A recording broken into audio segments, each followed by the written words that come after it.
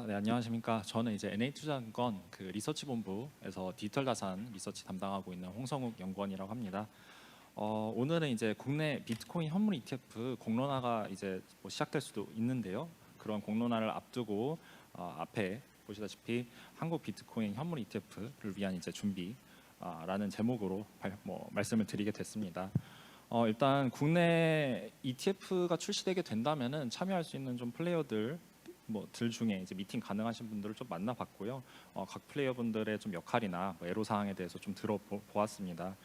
향후 이제 다 같이 좀 이제 고민해야 될 사항인데 오늘 이번 발표가 좀 밑그림으로서 조금이라도 도움이 됐으면 하는 그런 바람입니다. 그리고 좀 양해 말씀을 좀 드리자면은 그 띄워놓은 자료하고 지금 인쇄되어 있는 자료하고 조금 다른데요. 띄워놓은 자료가 최종본이라서 앞에 봐주시면 감사하겠고요. 저도 뭐 이런 행사 와가지고 사실 듣는 입장에서 좀 인쇄하고 이제 발표 자료하고 좀 다르면은 좀 불만이 있었는데 좀 뭐 죄송하다는 말씀 드리도록 하겠습니다. 오늘 띄워놓은 자료는 제가 오늘 발간한 디지털 자산 하반기 전망에 첨부가 돼 있어서 추후에 이제 하반기 전망 자료 참고를 해주시면 될 것 같습니다. 일단 이제 좀 법적인 부분을 먼저 이제 좀 짚어드리고 싶습니다. 그래서 일단 ETF가 나오기 위해서 좀 뭐 법적으로 내지는 정치적으로 해결해야 될 이제 부분들에 대해서 먼저 짚어드리자면은 일단 17년에 나왔던 이제 대책 그 정부 대책에 대해서 수정이 필요합니다. 현재로서는 이제 금융기관의 디지털 자산 보유 등이 금지가 돼 있기 때문에 이게 좀 수정이 필요하다고 보시면 될 것 같고 또 최근에 이제 뉴스에서 많이 보셨을 텐데 비트코인이 이제 어떤 자산인지 그리고 자본시장법상 이제 기초자산에 비트코인이 해당되는지를 좀 명확히 할 필요가 있다라고 보시면 되고요. 이거는 이제 자본시장법 4조 10항에 비트코인이 해당되는지 여부에 대한 내용인데 만약에 이게 해당되지 않는다고 한다면은 이제 자본시장법 개정이 있어야 ETF가 나올 수 있다고 보시면 될 것 같습니다. 현재 이제 최근에 미국에서 당국에서는 이제 어떻게 얘기를 하고 있냐면은 이제 증권성이 없는 이제 커머디티다 이렇게 분류를 하면서 조금 더 비트코인 성격에 대해서 정의가 해외에서는 좀 더 명확해지고 있는 상황입니다. 또 7월 19일에는 이제 가상자산 이용자 보호법이 시행이 되면서 비트코인 시장에 대한 감독도 선진화가 되고 ETF가 출시되기 위한 조금 더 그 환경이 성숙할 것으로 보이고요. 다만 이제 한 가지 조금 이제 ETF를 위한 이제 그런 관점에서는 시장 조성 관련 내용이 조금 보완이 필요하지 않나라는 부분이 있습니다. 생각이 드는 것 같습니다.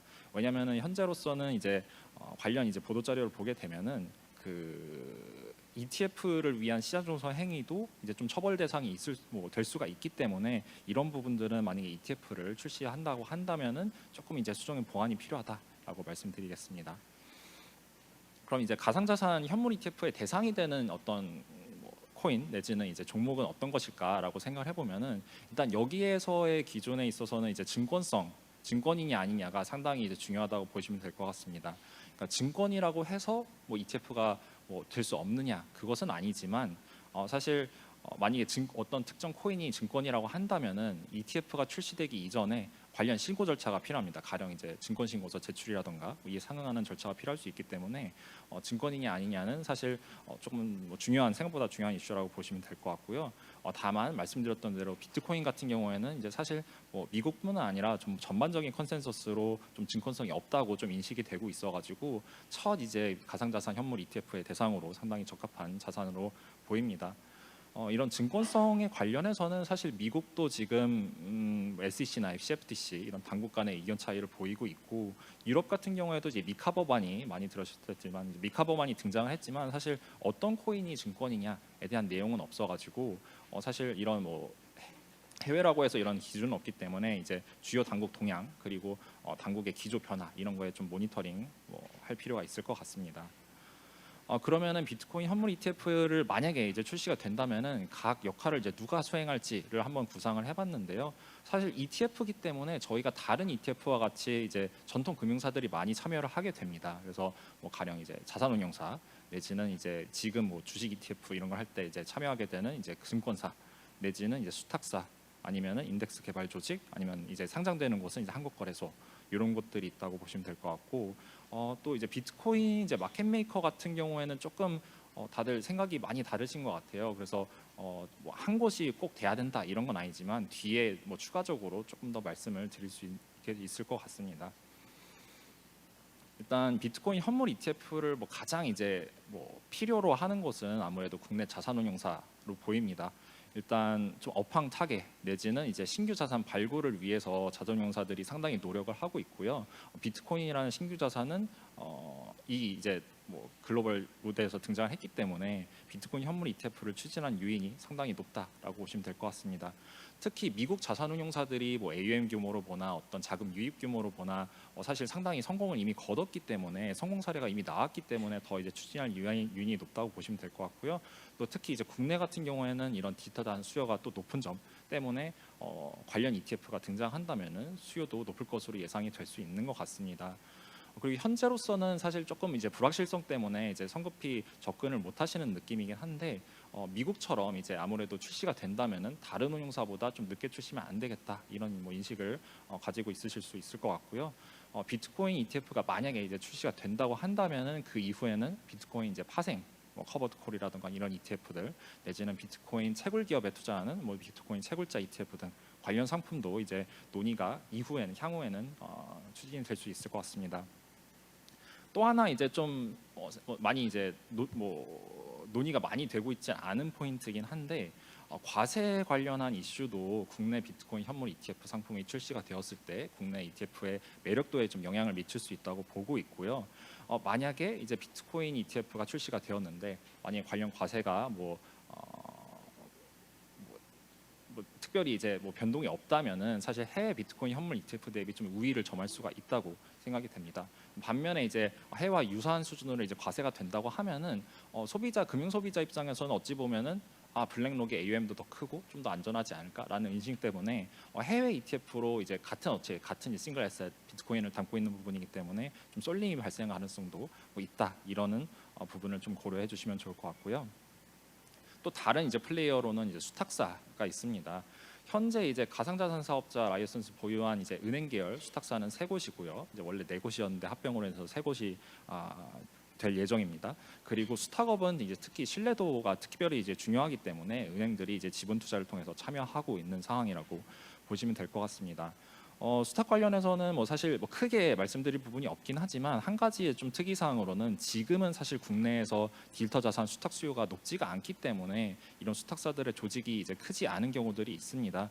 반면에 이제 비트코인 현물 ETF가 이제 출시가 된다고 하면은 수탁고가 크게 늘어날 수 있기 때문에 만약에 이제 ETF 추진 시에는 이제 필요 인력을 충원을 이제 하고 있는지 내지는 뭐 정보 보호나 어떤 자산 보호 관련 이제 대응이 충분히 이루어지고 있는지 좀 모니터링이 필요하다 말씀드릴 수 있겠습니다.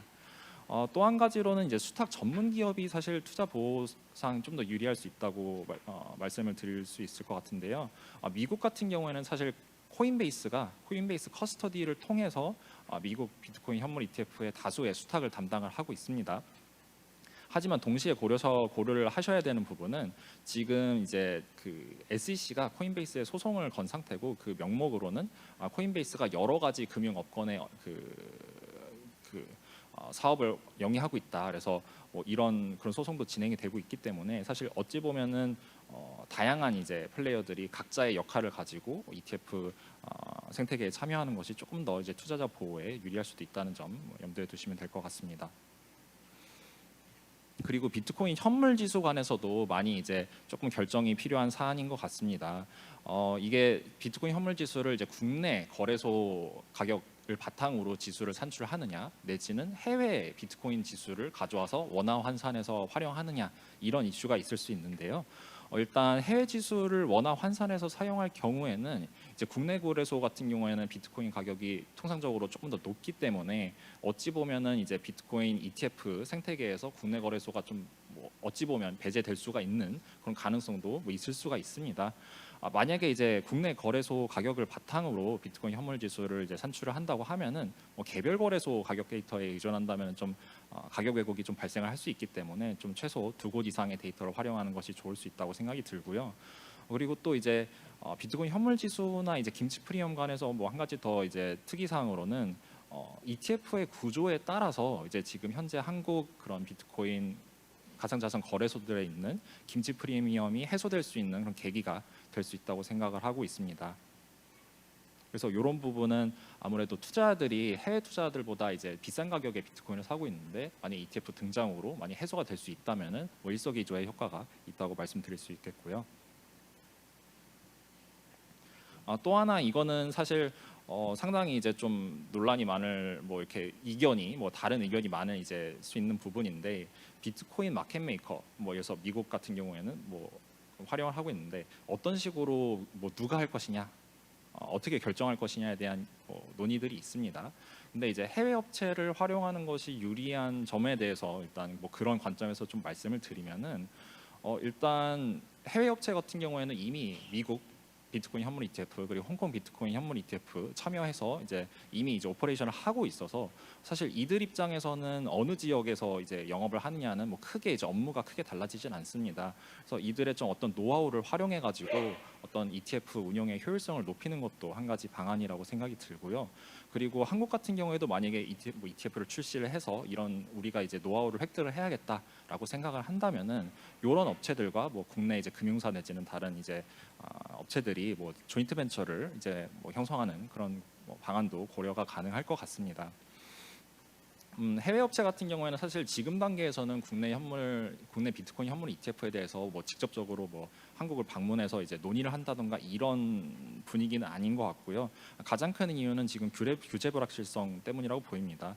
사실 이 업체들이 굳이 이제 규제 불확실성을 이제 감수할 업체는 없기 때문에 그런 것으로 보이는데 만약에 좀 규제만 확실해지고 한국이 추진한다는 것만 이제 확실히 한다면은 이제 국내 ETF 거래량 아니면 내지는 ETF 자금 유입 예상 금액 이런 걸 감안할 때 참여인은 이쪽에서도 상당히 높다라고 보시면 될 것 같습니다.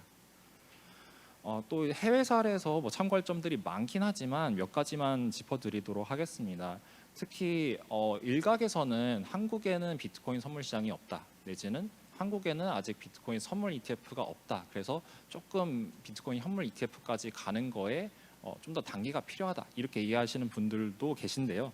근데 일단 홍콩 사례를 보면 그런 게 이제 꼭 맞지 않다는 거를 보실 수가 있고 이제 이거는 각국의 이제 뭐 규제 그리고 상황을 따라 결정할 수 있는 부분이라고 생각이 드는 것 같습니다. 일단 홍콩 같은 경우에는 비트코인 선물 시장이 없고요. 그리고 홍콩에서 이제 거래되던 비트코인 선물 ETF도 이제 미국의 CME에 있는 이제 비트코인 선물 상품을 기반으로 만든 ETF이기 때문에 뭐 한국과 뭐 크게 이제 다른 그런 상황은 아니었다라고 보시면 될 것 같고 오히려 이제 홍콩 같은 경우에는 작년부터는 조금 홍콩 당국이나 이제 중국 본토 당국에서 이런 부분을 장려하고 있지만 상당히 몇 년 동안은 되게 이런 산업이 침체가 되어 있었기 때문에 어찌 보면 한국이 홍콩보다 뭐 나은 상황일 수 있다라고 이제 생각하시면 될 것 같습니다. 그래서 이런 ETF를 이제 뭐 관해서 이제 쭉 플레이어들이 어떤 역할을 할 수 있고 어떤 애로사항이 있고 어떤 대비가 필요한지에 대해서 뭐 좀 이렇게 훑어드렸는데 그럼 이 ETF를 왜 이제 승인을 해야 되냐? 그러니까 저희가 이유가 있어야지 이런 거를 추진하자고 이제 제언을 하고 그런 부분이잖아요. 이런 거에 대해서 좀 정리를 드리자면은 일단 일반 투자자들이 좀 제도권 금융권 수준의 투자자 보호를 누릴 수 있다는 점이 가장 큰 장점일 것 같습니다. 지금 현재 이제 비트코인 시장이 여러 곳이 있긴 하지만 사실 그 중에는 조금 이제 투자자들이 접근해도 되나 싶은 조금 부실한 시장도 있기 때문에 사실 조금 우려하시는 분들이 계실 텐데요. 특히 이제 미국 같은 경우에는 좀 이것도 과거의 일이긴 하지만 되게 이제 선망받던 이제 뭐 FTX라는 거대한 이제 거래소가 또 망하는 사례가 있었기 때문에 좀 이런 투자자 보호를 좀 확실히 하기 위해서는 ETF가 나오는 게 조금 더 좋지 않을까라는 생각이 드는 것 같습니다. 또 이제 아까 말씀드린 대로 이제 ETF의 구조를 짜기에 따라서 국내 이제 가상자산 거래소들의 이제 김치 프리미엄이 이제 해소될 수 있는 가능성이 있습니다. 지금은 이제 디지털 자산 가격이 하락할 때 김치 프리미엄도 또 이제 동반 하락을 하면서 국내 투자자들의 피해가 이제 해외보다 더 커지는 현상들이 주기적으로 발생을 하고 있는데요. 이런 부분들을 좀 줄일 수 있다면은 그런 부분도 이제 국내 시장의 이제 투자 보호에 상당히 도움이 될 거라고 생각이 됩니다. 또 이제 한 가지 이제 보너스로는 이제 금융 계좌를 통해서 비트코인 익스포저를 가져가도록 유도를 한다면은 사실 뭐 온체인이라든가 좀 일부 부실 시장에서 투자자들이 좀 부실 종목에 좀 묻지마 투자를 하게 될 위험도 낮출 수 있지 않나 이런 생각도 드는 것 같습니다. 그래서 뭐 마지막으로는 뭐 요거는 이제 제가 질문을 많이 받지만 뭐 저는 전혀 이제 모르겠는 질문에 대한 대답인데요. 비트코인 현물 ETF 그러면은 국내에서 뭐 언제부터 논의가 될 것 같냐, 나온다면 언제 나올 것 같냐 이런 질문을 많이 주세요. 근데 사실 뭐 제가 그거에 대한 답은 전혀 알진 못하고요. 다만 이제 해외 사례를 좀 조사를 해보자면은 미국 같은 경우에는 사실 이전 되게 오래전부터 비트코인 현물 ETF에 대한 신청이 이루어졌지만 SEC가 진지하게 고려하지는 않았었습니다. 그러니까 뭐 파일링 자체도 조금 어설픈 부분이 있었고 조금 이제 그런 ETF 승인에 대한 그런 노하우가 없었기 때문에 그 전까지는 SEC가 진지하게 고려하지 않다가 작년 6월 15일에 블랙락이 서류 제대로 갖춰서 비트코인 현물 ETF 신청한 시점부터 올해 1월 11일 거래되기까지 약 한 7개월 정도 소요가 되었습니다. 그리고 홍콩 같은 경우에도 홍콩 금융당국이 이제 비트코인 현물 ETF를 고려하고 있다는 언론 보도가 이제 작년 11월 경에 좀 등장을 했는데요. 언론 보도 나오고 나서부터 ETF가 올해 4월 30일 거래되기까지 한 6개월 정도가 소요가 되었습니다. 홍콩 같은 경우에는 미국에서 승인 나기 이전부터 이제 논의가 또 뭐 진행이 된 부분이 있고요. 그래서 사실 이렇게 뭐 다른 나라 사례를 보면은 한 7개월, 6개월 정도기 때문에 이게 물리적으로 뭐 엄청난 시간이 필요하지 않다고 이제 뭐 생각이 들 수가 있어서 저희가 이제 뭐 굳이 급하게까지 준비할 필요까지는 없지만 저희가 좀 포커스해야 되는 부분들은 ETF가 투자자 보호에 있어서 어떤 이제 효과를 낳을 수 있는지, 그리고 ETF 구조를 짤 때 어떤 식으로 해야 이제 일반 금융 소비자들이 더 이제 투자 보호를 이제 받을 수 있는지 이런 부분을 많이 고민해서 이제 ETF 뭐 이렇게 사업을 좀 추진하면 좋을 것 같습니다. 네, 이상으로 좀 발표를 마치겠고요. 제가 이제 점심 시간 전에 이제 마지막 발표인지라 좀 일찍 끝내셔도 이해하실 거라 믿습니다. 네, 감사드립니다.